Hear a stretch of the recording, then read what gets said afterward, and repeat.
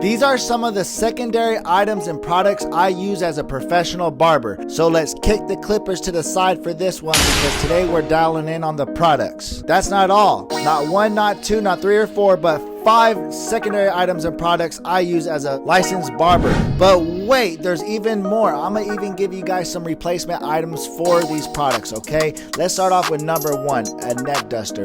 We need a neck duster as a barber to keep our clients clean, keep the hair off our client. If you don't have a neck duster, get something like this. This is actually a different brand of a neck duster, but you can use a makeup brush. If you have an air compressor, you can use an air compressor. You can even use a towel if you don't have that. We gotta be relentless, guys, okay? I had this neck duster for probably about 20 years now, so I stick to what I know. Number 2 is some type of talc powder. This one right here is a popular choice amongst the barbering community. Not to mention one of my favorite powders to use, okay? If you don't have this, use baby powder. Usually in most cases, the powder is used towards the end of the haircut to get the hair off the head and to give the client some type of itch relief. It does not matter what kind of powder you use. Let's go ahead and hop into the 3rd item, which is aftershave. Now, aftershave is essentially used when the barber's finished with the haircut and wants to disinfect the head so the client can walk out looking great, smelling good, and actually being clean and looking clean. If you don't got that, use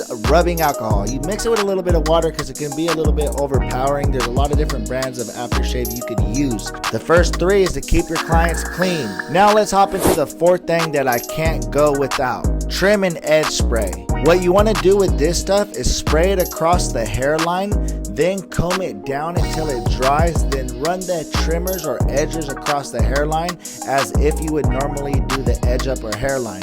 What this does is pretty much holds the hair in place. This stuff works great. If you don't have this stuff, just use hairspray. I really like this brand. I've been using it for several years now. The reason I like it because it's the closest thing to this stuff. It's a really strong hairspray. I find it the stronger the hairspray, the better it works. If you don't have any of these brands, use the hairspray you can. Let's hop into the 5th product that I use, which is something to help with the shave, which is a shaving solution. This right here is like a shaving gel, but there's many different types of brands. There's shaving creams.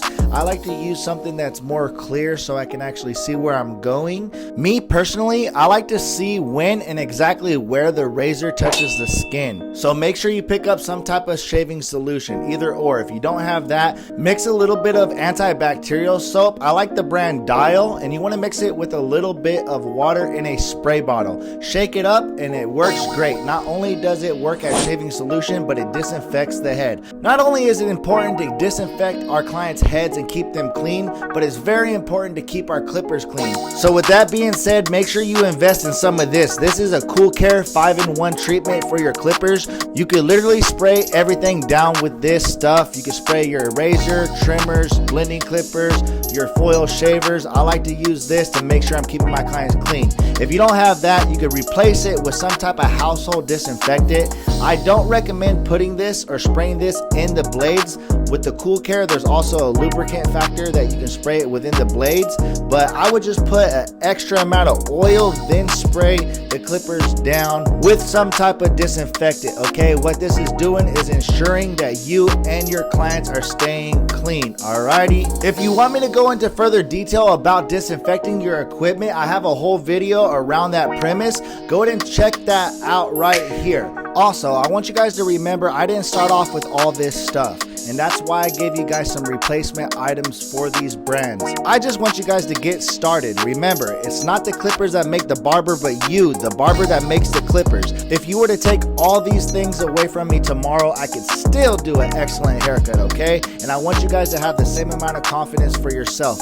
All you got to do is put your best foot forward. Share this video with somebody that might benefit. Go ahead and like, subscribe, and do me a big favor and comment down below and let me know what you guys want to see next. Remember, if you don't got it, improvise. If you don't have a drape, use a sheet. I literally took this sheet out of our cabinet for this video, okay? If you don't got one of these little fancy water bottles, dump the liquid out of one of the water bottles in your house and make sure you rinse it really well, then add water. What I want you guys to do is just improvise and start. You don't have to be great at the start, but you have to start to be great. Gotta go.